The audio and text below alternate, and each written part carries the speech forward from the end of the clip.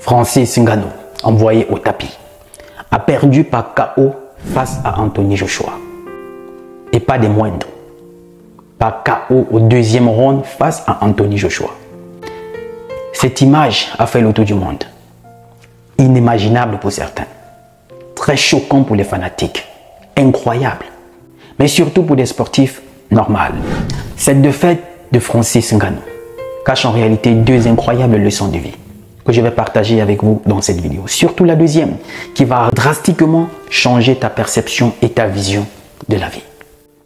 J'ai attendu quelques jours avant de faire cette vidéo pour attendre que les esprits se calment un peu après la défaite du prédateur. Francis Ngannou, l'enfant prodige de Bathie, le lion indomptable. Oui, incroyable, mais vrai, Francis Ngannou a perdu par KO au deuxième round, et pas des moindres, face à Anthony Joshua. Tout sauf ce que la plupart attendaient. Peut-être perdre, mais pas de cette façon, par KO. Le but de cette vidéo n'est pas de refaire la biographie de Francis Ngannou. J'en ai déjà fait dans 3 vidéos différentes. Une vidéo quand il a quitté l'UFC et 2 vidéos avant et après son combat face à Tyson Fury.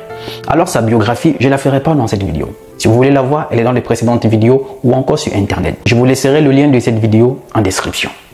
Francis Ngannou, pour son deuxième entrée en boxe, était face à Anthony Joshua. À la surprise générale, très peu de personnes s'y attendaient que le prédateur serait envoyé au tapis de cette façon. Parce que généralement, on est habitué à voir ça de façon inverse. De l'autre côté, c'est Francis Ngannou qui a pour habitude d'abréger ses combats de cette façon. Mais malheureusement, cette fois, c'était lui la victime. La victime d'Anthony Joshua et qui n'est pas des moindres. Rappelons-nous, une fois que Francis Ngannou a claqué la porte de l'UFC, il a signé au PFL, une autre organisation des sports mixtes de combat. Et pour assurer sa retraite, il entre dans le côté business. Il est le président du PFL Afrique. Alors, il signe son entrée en boxe professionnelle. Son premier combat, c'était face à Tyson Fury. Ou pour la plupart, et même des sportifs professionnels, il était le vainqueur de ce combat pour avoir envoyé Tyson Fury au tapis, mais surtout pour avoir pris le dessus durant tout le combat. Alors, on attendait son deuxième combat. À la surprise générale, son adversaire était Anthony Joshua. Alors, on attendait tous cette date du 8 mars. Tout le monde devant sa télévision. Pour certains, optimistes de revoir le Camerounais refaire ce qu'il a fait face à Tyson Fury. Le revoir reprendre le dessus, être en confiance. Mais triste a été la déception de toutes ces personnes-là. Il y a quelques minutes seulement après l'entame du combat, Francis Ngannou, c'est vrai, a commencé à être dans son combat, à prendre le dessus, mais malheureusement, la réalité l'a très vite rattrapé. Il a été rapidement rattrapé par la réalité. Il avait affaire à un adversaire coriace, pas des moindres. Anthony Joshua, qui est 2 fois champion du monde, qui aujourd'hui a 24 KO. Ça veut dire toutes ces victoires qu'il a pu avoir jusqu'à aujourd'hui, c'est 24 KO. Rappelons qu'il est sur 3 défaites consécutives, mais il reste quand même celui qui a été 2 fois champion du monde et qui a aligné 24 KO. Donc il n'est pas des moindres. Et pour certains, les sceptiques disaient ce n'est pas évident. On lui donnait très peu de chances de gagner ce combat. Surtout connaissant la force de frappe du Camerounais et sachant ce qu'il a fait face à Tyson Fury. Mais malheureusement, la réalité, comme je l'ai dit, a rattrapé le prédateur et lui dit en face de toi, tu as affaire à un boxeur professionnel de carrière depuis beaucoup d'années. Comme je disais en début de combat, Francis Ngannou, l'entame n'a pas été mal. Mais dans les 40 secondes de la fin du premier round, Anthony Joshua l'envoie au tapis. Dès qu'il se relève, quelques secondes après, c'est la fin du premier round. Mais dès qu'il revient pour le deuxième round, Anthony Joshua ne lui donne aucune seconde, aucun temps. On lui assomme le coup fatal, qui l'envoie au tapis. Incroyable, le prédateur est au tapis. Incroyable, il est compté, incroyable, il ne peut plus se relever. Lui, Francis Ngannou, a pris KO, ce que lui, il a pour habitude de faire aux autres.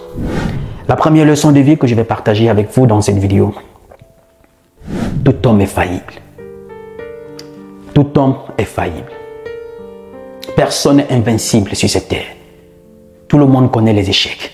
Tout le monde tombe. Tout le monde échoue. Tout le monde perd. Personne n'est infaillible dans ce monde. Je ne sais pas ce que tu fais dans ta vie. Que ce soit étudiant, élève, entrepreneur, sportif, businessman, peu importe ce que tu fais, mets-toi à l'esprit que l'échec fait partie de la vie et que tu vas rencontrer l'échec. L'échec fait partie de l'apprentissage. Tous les grands champions n'ont pas été champions la première fois. Tous ont connu des échecs. Même Anthony Joshua, il est sur 3 défaites consécutives. Le prédateur en MMA, il a connu des défaites. Mais il n'a jamais été mis KO. Mais dans cette nouvelle discipline, surtout dans cette catégorie dans laquelle il y a vraiment des coriaces, il est évident que lui aussi, il prenne KO. Oui, parce que ça fait partie du sport. Oui, parce que ça fait partie des sports de combat. Oui, parce qu'il est dans ce milieu. Tout homme est faillible. Je ne sais pas ce que tu fais dans ta vie. Tu vas rencontrer l'échec. Tu vas perdre. Tu vas tomber. Tu vas échouer. Mais cela fait partie de l'apprentissage. Voilà pourquoi Francis Ngannou peut-être a été surpris de cette défaite, mais dans son subconscient, lui-même avait déjà fait une déclaration qu'il n'a pas peur de perdre. Il sait que ça va arriver un jour qu'il va perdre. Mais la seule chose dont il aura à regretter, c'est de n'avoir pas essayé. Aujourd'hui, je n'ai pas peur de tomber, je n'ai pas peur de perdre, j'ai peur de ne pas essayer, j'ai peur de ne pas tout donner, j'ai peur de me retenir pas à cause de cette peur d'échec. Non, l'échec, c'est pas de ne pas réussir, l'échec, c'est de ne pas entreprendre, c'est de ne pas aller poursuivre son rêve. Pour moi, c'est ça l'échec. Après tout mon parcours, avec le temps, je me suis rendu compte que tout ce qui a pu se passer, tout ce que j'ai pu réussir, c'est pas parce que j'étais très confiant du fait que j'allais réussir, mais parce que j'étais certain du fait que je ne devais pas abandonner. Là, il a le mérite d'avoir essayé. Il a le mérite d'avoir poussé le bouchon loin. Il a le mérite d'avoir pris le grand risque. Il a le mérite d'avoir recommencé. Oui, parce qu'il part de l'UFC, il est champion du monde. Il aurait pu rester, malgré le salaire qu'on lui donnait, qui était l'un des meilleurs salaires qu'un combattant n'avait jamais eu. Mais il claque la porte pour aller recommencer. On l'a vu recommencer dans une nouvelle discipline. Il n'a pas eu peur de recommencer. Tu vas rencontrer des échecs, tu vas tomber, tu vas perdre, mais n'aie pas peur de recommencer. Francis Ngannou, oui, il est tombé, il est humain. Oui, il est tombé, ça peut y arriver. Oui, il a faibli, il est humain. Cela fait partie de la vie. Mais ce qu'il ne faut surtout pas faire, c'est d'abandonner après une défaite. Comme lui-même l'a dit, que jamais il ne va s'arrêter parce qu'il a connu cette défaite. Moi, je n'ai peur d'aucune douleur. Aucune. La seule chose que je sais, c'est que j'ai été mis KO. Mais vous pouvez être sûr que je ne m'arrête pas ici. Absolument pas, vous pouvez être sûr, je ne m'arrêterai pas. Il revient de loin, connaissant son parcours. Moi, je crois que le mot qui définirait Francis Ngannou, c'est la résilience. Ne jamais avoir peur de recommencer, malgré la défaite.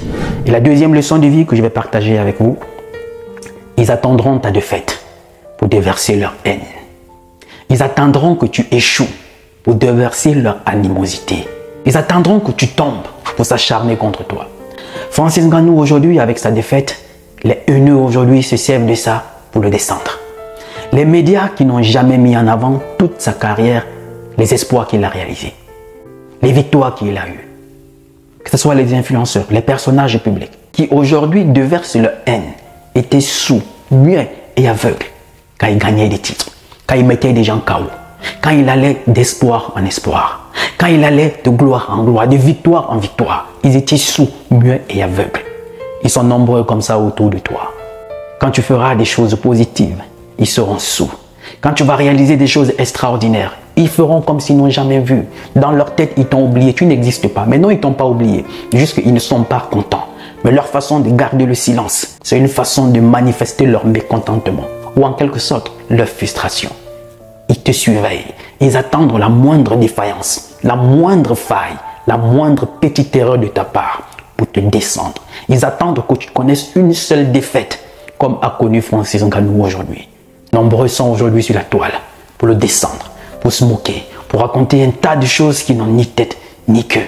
Pourtant, la défaite fait partie de l'apprentissage. Certains n'arrivent même pas à lever la tête dans le domaine dans lequel ils exercent. Mais aujourd'hui, ils sont des spécialistes de la défaite de Francis Ngannou. Ils savent pourquoi il a perdu. Ils savent ce qu'il devait faire, qu'il n'a pas fait. Ils sont même devenus son coach. Ils sont nombreux comme ça autour de toi. Ils ne maîtrisent même pas ce que tu fais. Ils n'ont aucune idée ce dans quoi tu es en train de te lancer. L'entrepreneuriat, tes études, peu importe, ils n'ont aucune idée. Mais dès que tu connaîtras la petite erreur, ils deviendront des spécialistes pour décortiquer ta défaite, pour décortiquer ton échec, mais surtout s'ériger en donneur de leçons. Mais ce que tu feras en ce moment, c'est d'être sourd, muet et aveugle face à tout ce que tu vas entendre de toi pendant cette période. Parce que non seulement Psychologiquement, en tant qu'humain, tu n'es pas bien. Tu n'es pas bien parce que tu as perdu. Tu n'es pas bien parce que tu viens de rencontrer une défaite. Tu n'es pas bien parce que tu viens de décevoir 1 million de personnes qui te suivent. Alors ce que tu vas faire, c'est de ne pas prêter attention à tout ce que les gens diront en plus. Ça risque de te toucher psychologiquement. Sois sourd, muet et aveugle. Ce que je sais, c'est que le prédateur, c'est un grand champion. C'est un grand champion incontesté. Donc ses qualités, en aucun cas, ne peuvent être remises en question. Oui, c'est vrai. C'est vrai, il a perdu par KO. C'est vrai, il a été envoyé au tapis. C'est vrai parce que Francis Ngannou aussi, il est humain. Et ça, c'est pour les humains. Alors si tu ne veux pas rencontrer de défaite, croise les bras et ne fais rien de ta vie. Mais sache que dès que tu prendras le risque de te lancer, peu importe le domaine, l'échec fait partie de l'apprentissage. L'échec fait partie de la vie. C'est dans l'échec qu'on apprend le plus. Les plus grandes inventions, les plus grandes réalisations dans ce monde ont été faites à base de l'échec. Alors quand tu rencontres l'échec, ne te prends pas la tête, ne te pose pas la question pourquoi tu rencontres l'échec. Tu rencontres l'échec parce que c'est un moyen pour toi d'apprendre, pour traverser une étape en plus. L'enfant prodige de bâtir. Nous le souhaitons tous qu'il revienne le plus rapidement possible. Champion, l'échec fait partie de l'apprentissage. Tu es en train d'écrire ton histoire. Et dans la vie, il y a 2 catégories de personnes. Ceux qui font l'histoire et ceux qui la racontent. Toi, tu fais l'histoire, tes détracteurs la racontent. Je suis Roland Campbell, ton frère. Il n'est jamais trop tard pour recommencer. Parce que le rêve n'a pas de date d'expiration. Salut!